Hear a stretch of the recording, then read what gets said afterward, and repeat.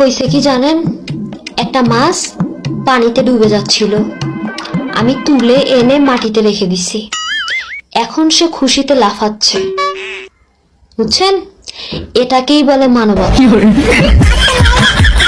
মনে রাখবেন, আমরা জুতা ছাড়া চলতে পারি, কিন্তু জুতা আমাদের ছাড়া চলতে পারে না। আমাকে ভালো লাগে? লাগে না? লাগবে কেমনে? আপনার মনে তো হিংসায় ভরা। মোর লাইফের সবচেয়ে বড় সমস্যাটা কি জানেন? মই বুঝলে দুইলেন বেশি বুঝি, আর না বুঝলে কিছুই বুঝি না। মশার মতো পাশে থাকতে চাইছিলাম প্রিয়, বুঝি নাই তুমি কয়েল জ্বালাই দিবা। একটা হাতকে সুন্দর রাখতে আর একটা হাত কতটা পরিশ্রম করে সেটা তোমাকে না দেখলে বুঝতাম না।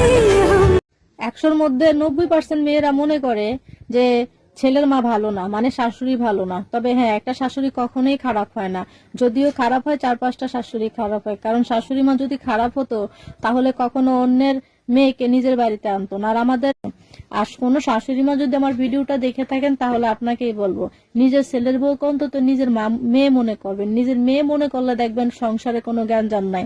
আর কে কি কথা বললো না বললো সেই কথাতে কোনোভাবেই কান দিবেন না, কারণ কান দিলে আপনার একটা পরিবারের মেরুদণ্ড হচ্ছে বাবা। আর সেই বাবা একটা পরিবারে যদি 3জন ভাই থাকে, 1জন বোন থাকে, সেই পরিবারে দেখা গেছে 3টা ভাই ওই একটা বোনটাকেই বোঝা মনে করে।